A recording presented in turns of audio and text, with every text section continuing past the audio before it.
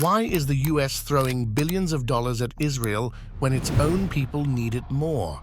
The US provides support to many countries in the world, and if you think that the US does this because they're such pure-hearted humanitarian saviors of the downtrodden, well, think again.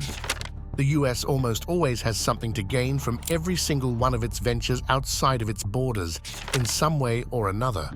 Why else would they be sending billions of dollars to countries across the oceans when just about everything on the home front is falling apart? Healthcare, education, the police force, infrastructure, you name it. The US has more than enough places in its own backyard that need those billions, much more than a foreign land does. So why is it so important to them to keep Israel ahead when there's nothing in it for them? If history has taught us everything, it's that America never does anything for free. So let's take a look at why the United States just decided that Israel needs $14 billion from them. Israel isn't the only one that the US is giving aid to, not by a long shot. But Israel has always gotten more than anyone else, by a huge margin. Now, places like Vietnam and Afghanistan kind of make sense. The US has caused so much havoc there that they'd rather pay these countries boatloads of money under the table and under the guise of humanitarian aid than face global courts about the war crimes that they've committed there. Even Egypt makes sense from a business perspective. Besides past histories and politics, Egypt also has the Suez Canal, the second largest seaport in the world. And you can bet your next paycheck that they want to keep their eyes on one of the most important trading routes on the planet. Ukraine. That's all about keeping Russia from taking over any more power than the states would like them to have, especially since Ukraine supplies most of Europe's grain sources. But why Israel? It's not like they have so many resources that the US would have any reason to want their fingers in that slice of pie. The US doesn't give anything to anyone just because they want to help them out of the goodness of their hearts. If that were the case, that $14 billion would have supplied the whole of Africa with enough wells so that every single person could have access to clean drinking water. But no, they'd rather leave that to regular Joes like Mr. Beast to do that. Israel's been receiving roughly $3 to $4 billion a year from the US, and that's not just in money. Most of their weapons, tanks, ammunition, and whatever else a top-notch world military force needs to operate comes from the US too.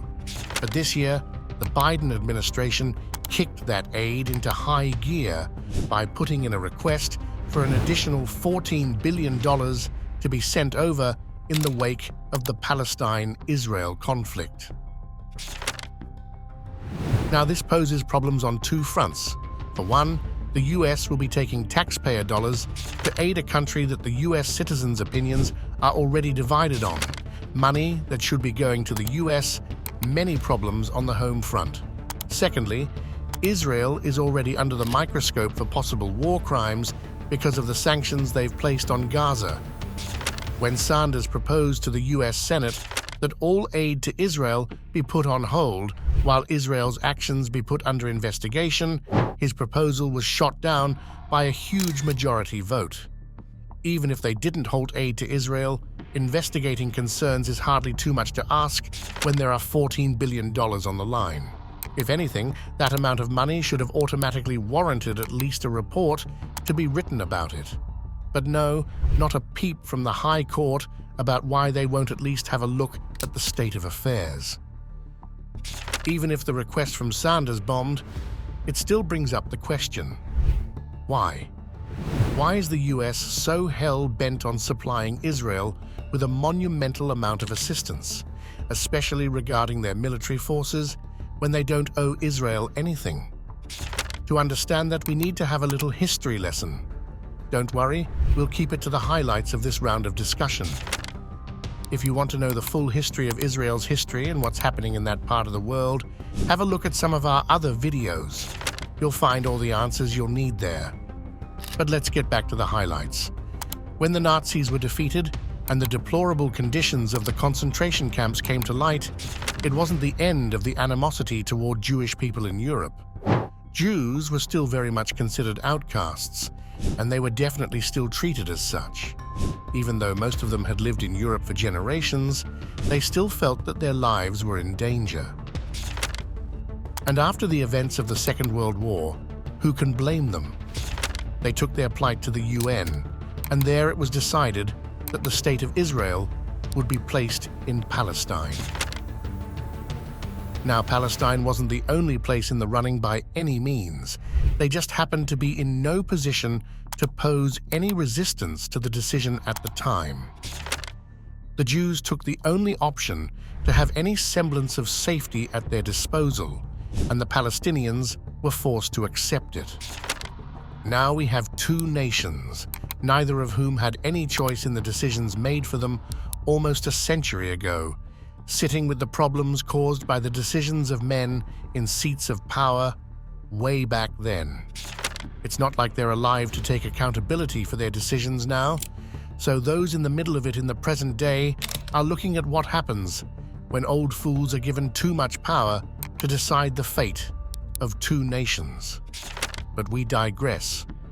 At first, the US and many other countries sent economic aid to Israel to help them build infrastructure, schools, hospitals, and that sort of thing.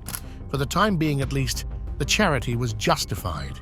It's not like anyone was bleeding money to get Israel on its feet. A few million here and there every year or two wasn't going to break the bank anyway. That changed when Egypt and Syria attacked Israel in the 1970s. Israel was going to lose the war, and they knew it, so they called upon the UN nations to help them. This was still at the height of the Cold War, and the US wasn't going to let two Soviet sympathizers get the upper hand on one of their allies, especially not one that they had a personal hand in getting up from the ground. America was, at the time, probably the richest and most powerful nation in the world. The military aid and troops they sent had nothing to do with charity anymore. It was all about keeping their place as the top dog. Especially after the embarrassing affair in Vietnam, they needed a win to regain their reputation as big ballers, and they couldn't let anything that involved the Soviet Union get a win if they could help it. The United States forced a peace treaty between Egypt and Israel, and this is where the tide turned. By inserting themselves in that treaty, the United States made itself responsible for Israel's safety against the nations that opposed it, at least until the relatively new country got its economy and military forces set up well enough to continue on their own steam. Now, obviously, Israel's been perfectly capable of fighting its own battles for many years after that treaty was signed. With the US's help, the IDF has become one of the most formidable military forces in the world after all. So by all accounts, America should have removed their training wheels long ago. And from a monetary standpoint, at least, they did. In 1990, their financial aid began to drop steadily, as everyone agreed upon. Israel was gearing up to have a thriving economy, and their military forces were well equipped and trained to protect themselves without any help. But what the paperwork doesn't show is that the US made sure that Israel received all of the state-of-the-art machinery, weapons, and newest technology, all aimed toward warfare. Israel bought all of this fair and square, but it was always offered to them first, especially if their neighbors were interested in buying that technology too. Thus, the US made sure that Israel always had the upper hand when it came to how advanced and well-supplied Israel was compared to their neighbors. Then, there's the suspicion that the United States wanted a country on their side that was in the Middle East, and they couldn't have asked for a better placement than Israel. They are quite literally surrounded on all sides by all of the countries that the states have had its eye on for decades. If the US were going to get passage into the places that not only had too much valuable oil for their liking, but also safe access to countries that were almost all Soviet allies, or at least sympathizers, they needed Israel on their side. So there's really only two options to justify $14 billion to help fight a war that the United States really doesn't have any stakes in. Number one, it's purely out of loyalty and friendship, a big brother aiding a country that desperately needs all the help they can get if they're going to survive being completely surrounded by hostile forces. That the US is willing to neglect their own problems for someone across the seas to whom they owe nothing to. Or the second option, that the US couldn't give a rat's fart about who wins, loses, or dies on either side. They just couldn't afford to let the Middle East unite, especially since everyone over there is so cozy with Russia or China. They haven't been sowing discord and chaos for the past 50 years just so they can lose ground now.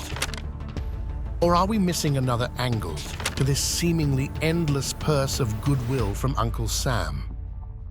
What do you think? Is there more to this story bubbling beneath the surface that we just don't know about yet? Or is the United States really doing so well that they can afford to give away billions upon billions of dollars to Israel and Ukraine? The New York subway system and more than 300 collapsing bridges across the country would disagree with where the money's going, that's for sure. While you mull all that over, don't forget to like and subscribe. Your engagement is what makes it possible for our team to bring you the latest in the geopolitical sphere. Stay informed, stay aware, and we'll see you in the next one.